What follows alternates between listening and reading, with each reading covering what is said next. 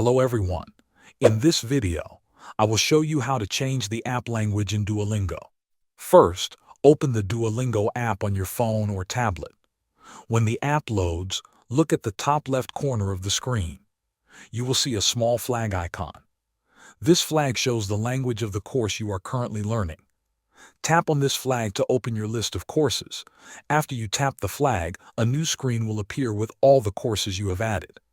To change the app language, you need to add a new course from the language you want the interface to switch to.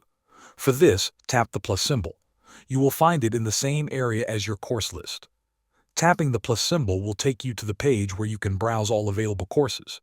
Now scroll down the page slowly. You will see different sections for speakers of different languages.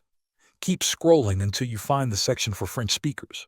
When you find this section, look for the small arrow on the right side of it and tap the arrow. A menu will open that shows all the languages you can learn if French is your main interface language. Choose the language you want to study. After you select the language, Duolingo will ask you to confirm that you want to switch the app language to French. Tap on Confirm to complete the change. Your app will now update and switch to the new language automatically. Thanks for watching.